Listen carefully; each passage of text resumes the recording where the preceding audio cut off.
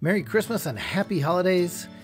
Hey, it's that time of year I kind of revisit my 10 most memorable wildlife encounters, and here they are, not really presented in actual order, but all amazing encounters. And in a video coming up soon, I'm going to show my favorite photos from 2024. Put the source videos of all these clips at the end of this video. Enjoy and happy 2025.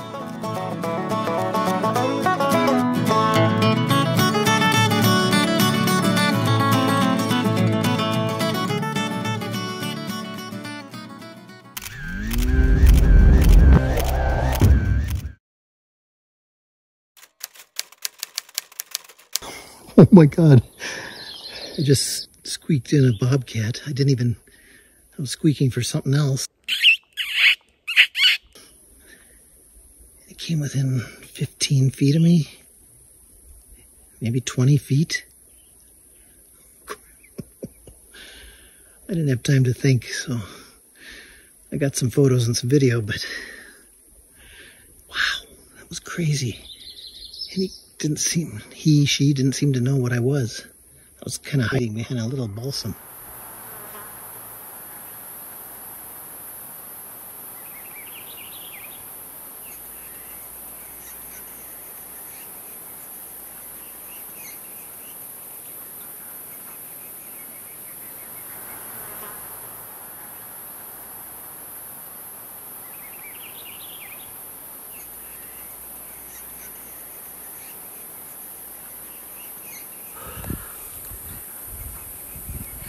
Can't believe it.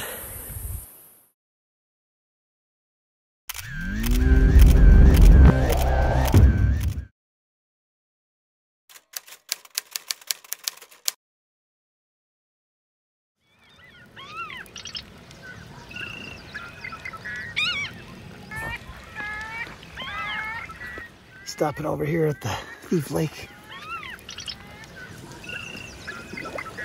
I am literally only about 30 feet from this perched Forster's tern. Doesn't even know I'm here. Got some portraits and some landscapes, bird in the landscape. Yeah, it's interesting because there were two posts in the ground, two little snags, and one would come in with a fish and the other one would throw its head up in the air, and so must be a little courtship thing going on.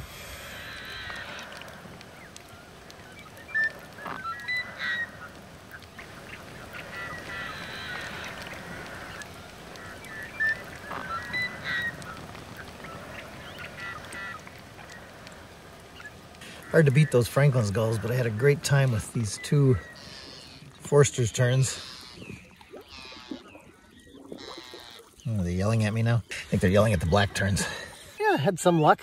Lots of fun. I think my favorite photo is going to be kind of a wider shot of these Forster's terns landing on these snags in the middle of the lake. Now it's deep.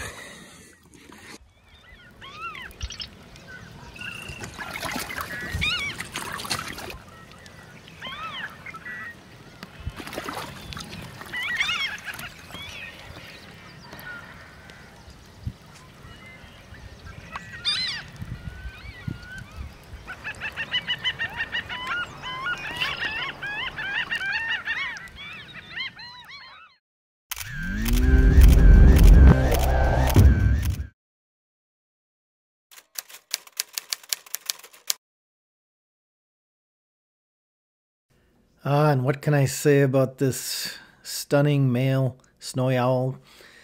Graced us with his presence for about a month? Beautiful white adult male. But sadly, he was hit by a train in late February and killed. You know, unfortunately, owls, especially great grays, hawk owls, snowy owls, have very little awareness of cars or trains.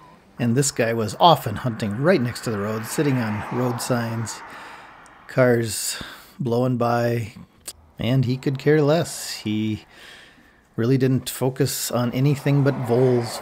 And, well, he caught an ermine, too. That was pretty cool, and swallowed it in 3 gulps. Swallowed it whole. But What a joy to have them around.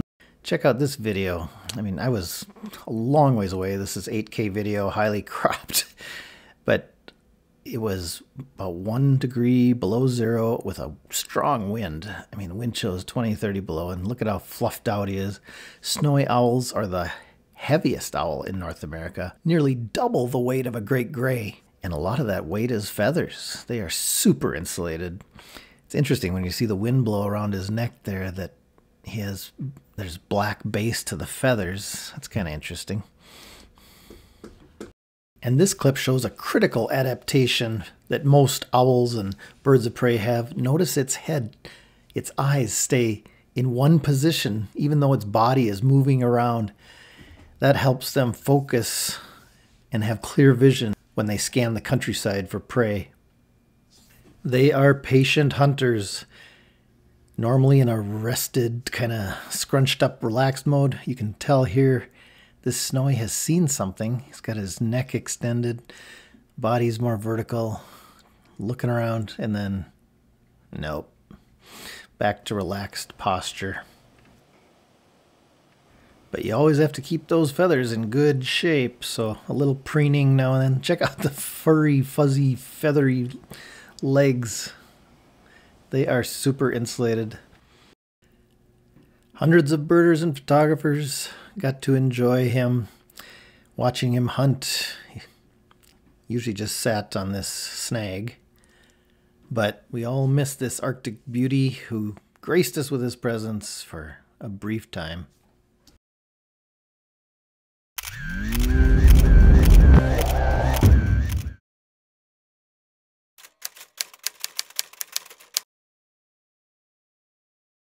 And on my way up to the Admiral Road feeders, I ran across this rig. Wow, pretty cool. People could stand up and be covered and shoot right out of the van. It was a photo expedition company out of Colorado. They were having a blast. Then I spotted the pine marten coming in. Yep, there he is. And yeah, then we all got serious and the conversation quieted down. We started shooting.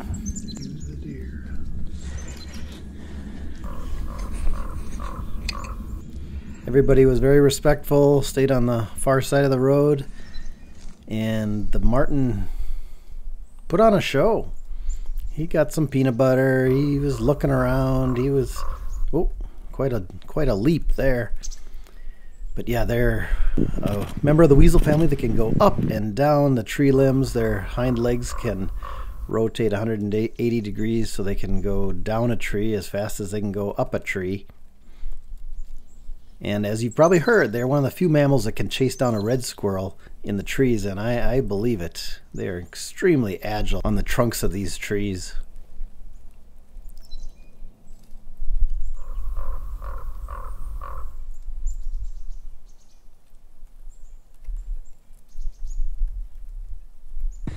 Well, the marten showed, and yeah, got some of the video I needed for the upcoming Clinton's Critters Weasels episode. It was fun chatting with people from all over. Bob from Ohio, Eric, who I've known online a long time.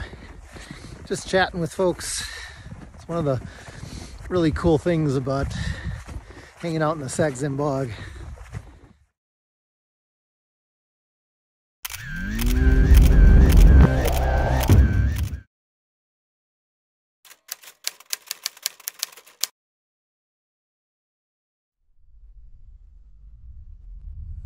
About a half hour later, I heard something that the prairie dogs heard. Some barking.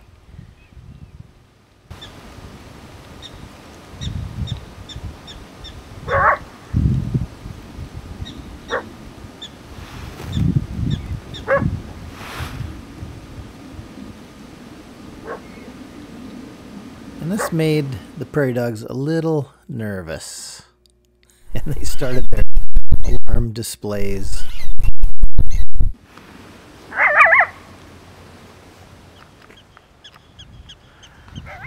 Eventually they all took cover and I turned around and on the ridge was a coyote. And he was much closer when he started barking, but yeah, he went up on top of the ridge and was checking out the scene. I got all tangled in my netting, and I was really struggling to even get these shots. As he turned to go, I squeaked to try and get him back.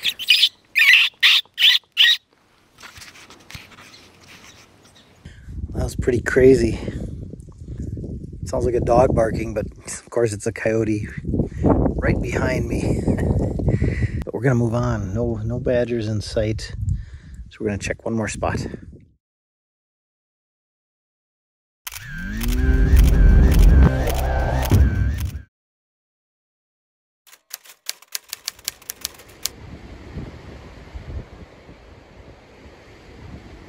From the top of Bodega Head, you could get kind of close to a nesting Brandt's cormorant colony. Brandt was a Russian naturalist. Of course, that name will be changing because all the honorific names of birds will be eliminated. Maybe this will be the blue-throated cormorant because they have this stunning royal blue throat in courtship display. Here's a male coming back with some nest material. He's going to present it to the female, and they'll have a little interesting little display here. This one's already on the nest. No, not for her. So there, he presents it to her. She's going to kind of grab it and fling it around a little bit. And yeah, that's part of the courtship display. Okay, it's good enough. Put it in the nest. From my understanding, it's the male that does the sky pointing display as seen here, and I'm not quite clear because the sexes are identical in all plumages. So very interesting just to watch this all play out.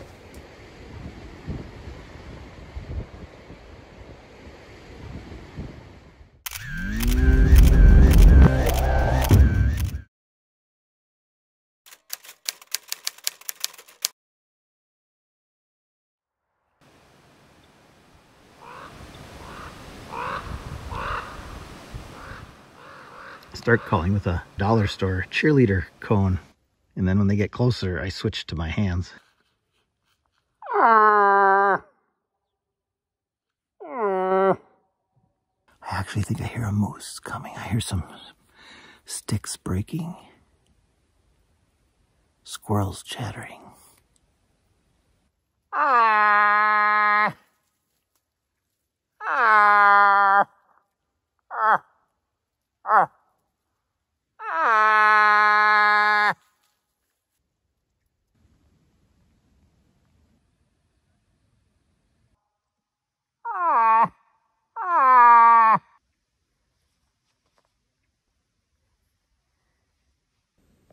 Oh, here he comes.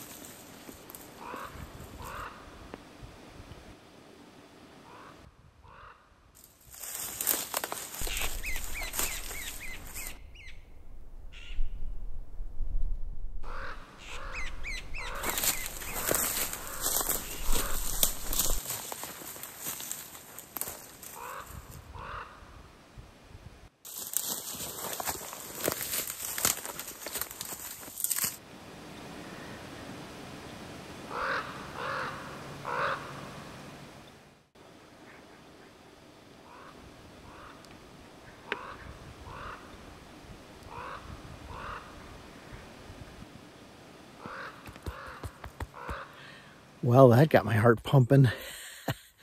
Took about 20 minutes calling, and a nice sized bull came in. Came in quite close, and but he's a veteran, no fooling him. Whew. The noise they make is amazing, and I didn't think it was going to happen because I could hear a cow over the next ridge start calling about 10 minutes into my calling.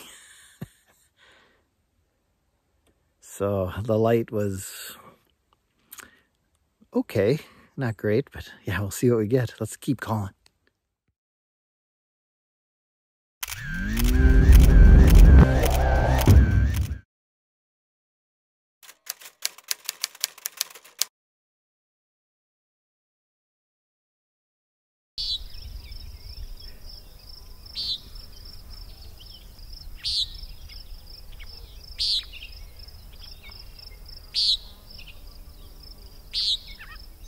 These nighthawks are putting on a show, and this is kind of their habitat. They like these open savanna-like areas. It could be a rock for bedrock. They'll lay their eggs on bare rock or dry sandy soil like this.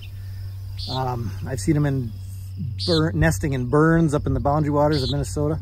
And tonight they're booming, yes, where they go into this steep dive. And at the bottom of the dive, they throw open their wingtips and the wind rushes through them and creates this booming sound. Birdsoftheworld.org, which is a great resource, says that the dive is from 5 to 30 meters, but looking at my video, it seems like this bird was diving more than 100 feet to create the booming sound. But either way, really cool to witness. So I'm trying to record that. Oh, here comes one really close. Okay, ready? Shh, gotta be quiet now. That was the booming sound, and here's how it's made. Look at how it kind of throws its wings a little forward, spreads out those primary feathers, and lets the wind just rush through them at the bottom of their steep dive. Crazy. To be honest, I'd really never seen it before I slowed it down and cropped way in. This was shot at 4K, 120 frames a second, and I slowed it down so it'd be the equivalent of about 480 frames a second. It just goes straight down hundreds of feet, and at the last second here, boom, throw out their wingtips to make the boom. Dive straight down.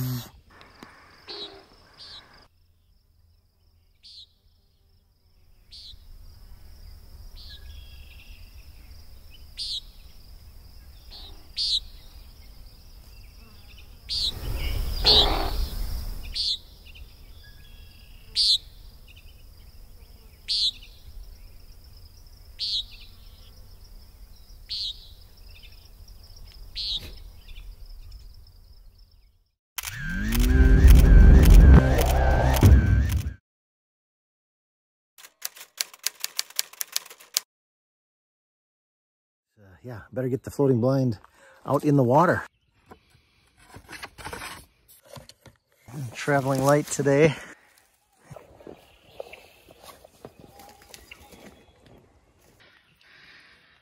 Don't forget to take your camera strap off. Finally in the blind. I got two trumpeter swans coming right towards me, so I better get ready.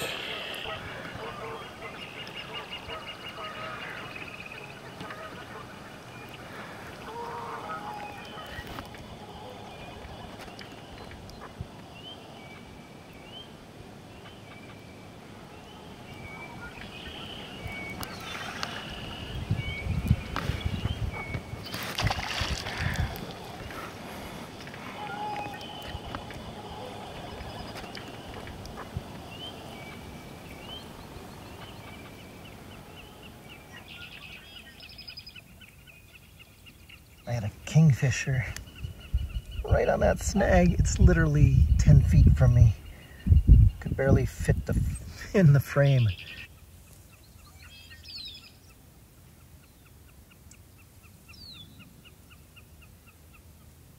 Phenomenal time with the belted kingfisher. Wow.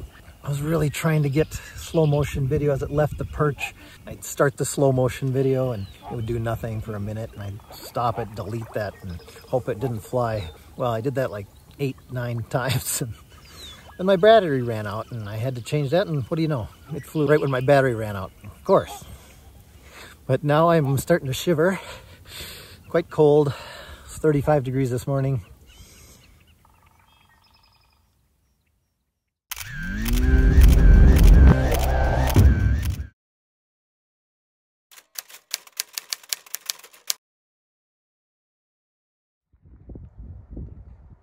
I was coming back down the mountain when I heard this piercing, high call, and I thought, it kind of sounds like a rodent of some kind, but like 10 times louder, and I could not find it. I eventually parked along the road and walked, and here is what I found. Come on, honey. Come on.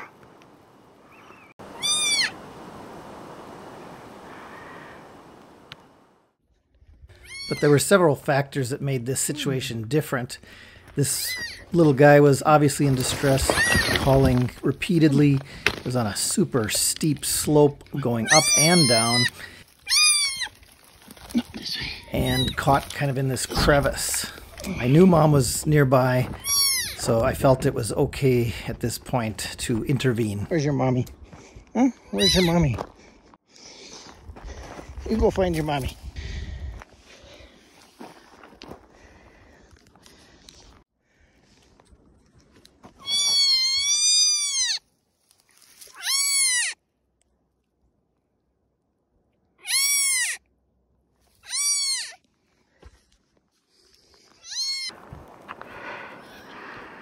No, you can't come with me. We've got to get out of the road. You can't come with me, honey. You can't go that way. You can't come with me. I know I cannot stay there. Come on. Come here. You can't stay there, honey. Come on. How do I get messed up in these things? Try and get her out from under here and bring her on top of this flat area and set her down. Not good. Hope Mom finds you.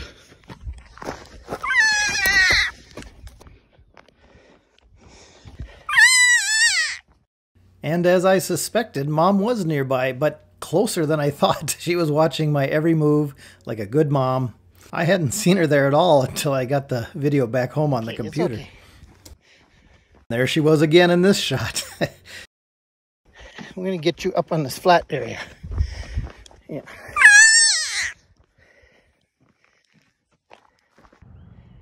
And within seconds of setting her down, I could see Mom coming over to greet her fawn. I was very happy and relieved.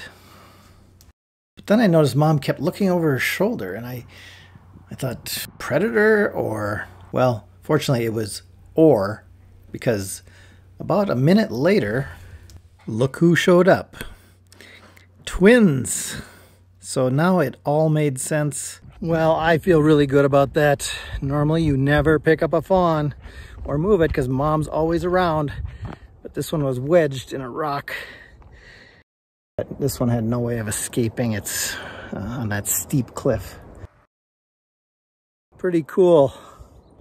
Pretty cool little baby mule deer, man. Just must have been born today or yesterday.